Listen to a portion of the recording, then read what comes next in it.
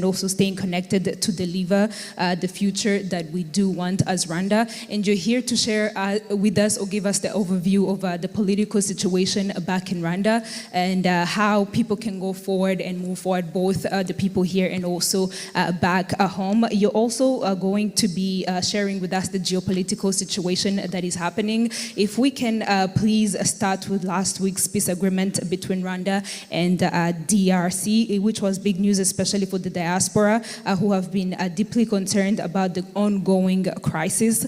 So given that there have been previous agreements that were fully implemented, today we want you to give us the overview, but also assure people how safe it is, because it's not the first time that it has happened. Rwanda has tried to make peace, so we are glad that the signing happened, but how can you assure people that this time is going to see it through and push through? Thank you for the question. Friday on 27th June was the day for the signing of his historic agreement, peace agreement between Rwanda and the DRC. And we are cautiously optimistic, meaning that we are both optimistic, but there is also a bit of caution, and I will try to explain. We are optimistic because it's a comprehensive agreement which has three main parts. Actually, His Excellency the President talked about that yesterday in his press conference. There is the political, the security aspect, the economic aspect, and the political aspect. All those are taken care of in this agreement. There is another aspect, a fourth aspect, which is more a consequence, a positive consequence of this agreement, is the humanitarian aspect. But if we take those three main aspects, the security aspects, actually it's the agreement, the peace agreement has this security concern of Rwanda at the center of the text, because we have decided to together to ensure that this movement, this FDLR, genocidal force, is neutralized once and for all, which will allow Rwanda to lift its defensive measures. So this is at the center of the agreement, and we hope that if we achieve this goal, we will greatly contribute to peace in the region. So this is the security aspect. The second aspect is the economic aspect, which is also important, and we decided to make joint investment between Rwanda and DRC with the support of the US and US companies, because this region of the Great Lakes is one of the richest in Africa, and we have decided to manage jointly the common national parks, the Virunga and the Volcanoes National Parks, natural resources in Lake Kivu. You have the methane gas, as you know, hydropower on our border, the Rusizi 3 power plant, and also the end-to-end mineral value chain, meaning from the mine to the finished product that, as you know, that is used in electronics. So this kind of positive collaboration between DRC and Rwanda would be a good incentive for permanent peace in our region, and also for prosperity of our populations and the growth of our economies. The third part, the third aspect is the political aspect. And here, it's mainly about dialogue between the government of DRC and the movement of AFC M23. Because as we have always been saying, this question of the M23 cannot be solved without a genuine dialogue that addresses the root causes of the conflict.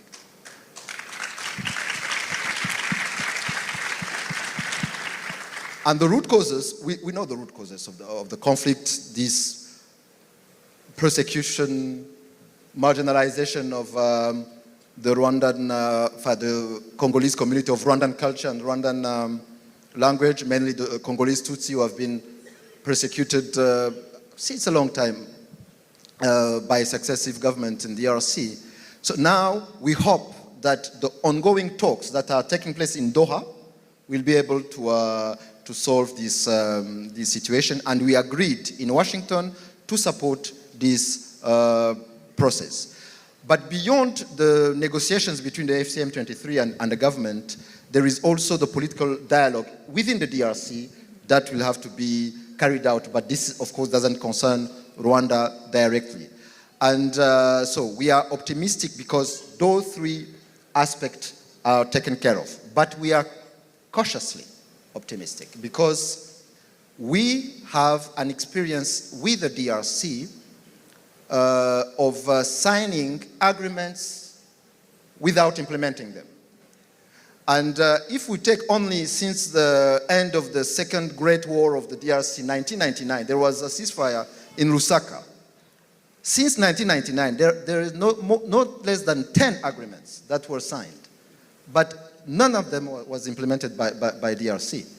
And even the movement that we are talking about, the M23, its name comes from a date of an agreement that was not implemented, the agreement of 23rd March 2009 in Goma. So we know that the DRC has not implemented previous agreements. And we know also, as we were negotiating in Washington and even in Rwanda, that there was still militarization on the ground with new weapons, with new attack drones, with the new armored vehicles and new mercenaries. You know that we have new mercenaries on the ground now. You all remember the Romanian mercenaries that were evacuated through Kigali. Now they are Colombian mercenaries that were hired by an American company, Blackwater. So this is something that we should keep on following, but in any case, Rwanda will do its part of the deal, and we hope that the DRC will also follow through its commitment. Thank you. Thank you so much, Minister. Just trying to follow up from what you just said, as you mentioned, there has been prior agreements that didn't come to pass, and as it just recently happened, we as people who were not there, we just want to know, is there something that was done different this time that wasn't done prior? So that, yes, you said you're cautiously waiting for or hoping for better results, but is there something that was done differently this time so that people may hope that maybe with exactly the efforts of Rwanda and also the efforts of Congo, if it wants to put in the efforts, that maybe this deal this time is going to pass through? You will remember last year we were engaged with the DRC in the Rwanda process under the mediation of President of Angola, João Lourenço.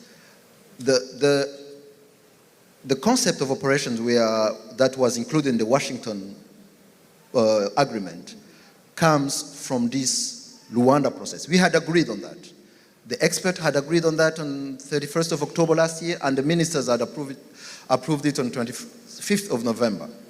This we had agreed on, but that Rwanda process collapsed in December because of one issue, a commitment by the DRC to engage into dialogue with M23. Now, fortunately, the DRC government has evolved. They now accepted to talk to the M23, and we have now the negotiations that are taking place in Doha, Qatar, under the mediation of Qatar. So now we are in a different setting where the issue of the M23 will be addressed. But as I said also, is that there is this economic aspect that was not in previous discussions, previous agreements.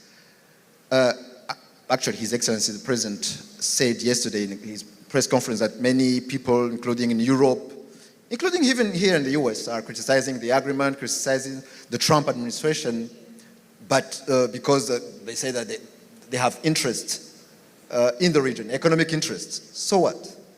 So having interest in the region, it's not a problem, provided that they are interested in helping Rwanda and DRC in achieving peace, achieving stability.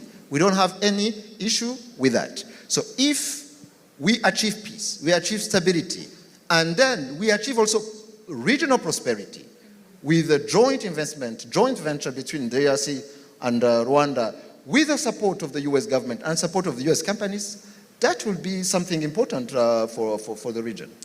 Thank you so much.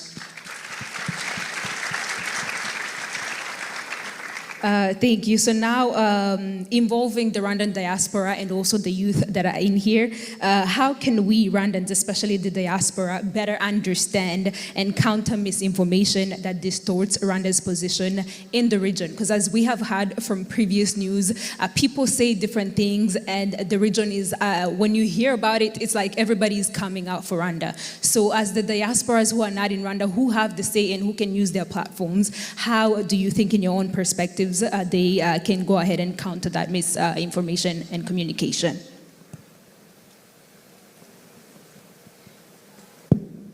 Thank you. Since January, with the fall of Goma, Bukavu, and other cities and towns in North and South Kivu, there was a lot of pressure in the media, with the governments. You heard about sanctions that were taken against Rwanda, and there were also misinformation, especially from Congo, in media, social media, portraying the conflict as a mineral conflict without describing the conflict as is. This is, of course, a time when we need the diaspora to be what we always say, that the diaspora is, members of the diaspora, citizens, ambassadors of Rwanda. We know that as a government and embassies, we cannot get everywhere. I think it is important for the member of the diaspora, first to understand this crisis, because it can seem complicated, but to understand this crisis. And also to talk to our embassies, the embassy in Washington, but also our permanent mission in New York and others in other countries, to understand the crisis, and also the RCAs that can get information, and then we can talk or defend the position of the government in our communities,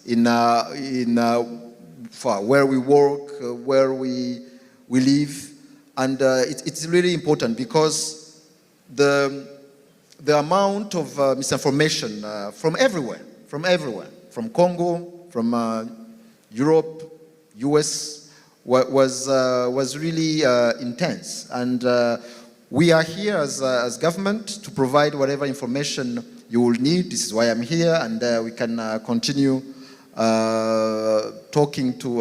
providing that information to help the diaspora, also working with the government, defending our position, because our position is the position that will bring sustainable peace in our region. We need to solve the security